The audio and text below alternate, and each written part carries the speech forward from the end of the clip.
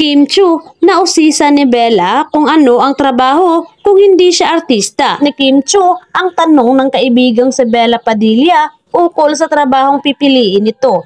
Ito raw ay sakaling hindi maging isang kilalang aktres na si Kim sa ngayon. Bukod dito, naikwento rin ni Kim ang mga taong naging tulay na tinatamasan niya ng tagumpay ngayon sa showbiz. Sa ngayon, bahagi pa rin si Kim Chu ng It's Showtime at bumida rin sa kanilang patok na serye katatapos. Nausisa ni Bella Padilla ang kaibigang si Kim Chu kung ano ang nais nitong trabaho kung sakaling hindi siya naging artista. Sa vlog ni Bella, masaya nilang pinag-uusapan itinakbo ng showbiz career ni Kim Chu. Ngunit naisip ni Bella, paano kung hindi naging artista ang kaibigan nito? Isa akong bank manager, ani ni Kim. Bibilang siya ng pera pero sa ibang tao. Makulit na dinagdag ng lead star ng What's Wrong with Secretary Kim. Sinang-ayunan naman siya ni Bella, lalo na raw kung makikita niyang naka-uniform ang kaibigan.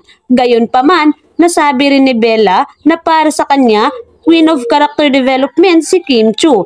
Ito ay dahil sa marunong itong tumanggap ng iba pang komento, ginagawa nitong positibo para sa kanyang ikabubuti. Sabi rin ni Bella Padilla na isa si Kim Chu sa matuturing niyang most successful friend, matatandang bukod sa pagiging aktres kamakailan, ay pinasok rin ni Kim Chu ang pagnenegosyo ng sariling brand ng mga bag. Kim Chu ay unang nakilala sa mundo ng showbiz matapos siyang tanghalin bilang big winner sa kauna-unahang Pinoy Big Brother Teen Edition. Bukod sa kanyang husay sa pag-arte, nagkaroon din siya ng maraming proyekto dahil sa husay niya sa hosting at pagsasayaw. Kamakailan lang, nag-Instagram si Kim Chu at nagpahayag ng kanyang lubos na pasasalamat sa Dubai. Nagpasalamat siya sa lahat ng nandoon sa mainit na pagtanggap na ipinapakita nila sa kanya at kay Paolo Avellino. Nagpapasalamat din si Kimmy sa mga dumalo sa palabas at sumusuporta sa linlang at sa What's Wrong with Secretary Kim. Inihayag din niya ang kanilang susunod na hinto ay sa Birmingham sa Hunyo 30. Nauna rin niyang ibinahagi sa social media ang ilan sa kanyang magagandang snaps na kuha sa Dubai.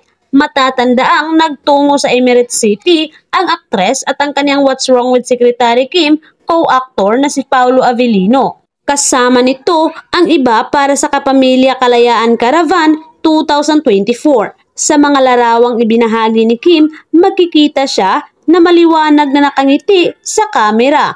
Habang gumagawa ng ilang mga post, sumulat din siya ng isang caption tungkol sa pagkakaroon ng kape na may kurot na pag-ibig. Naging maugong ang pagtatapos ng kanilang relasyon noong nakaraang taon nang napansin ng publiko dahil na rin sa mga sagot ni Kim Chu tuwing nagtatanong tungkol kay Sian Lim.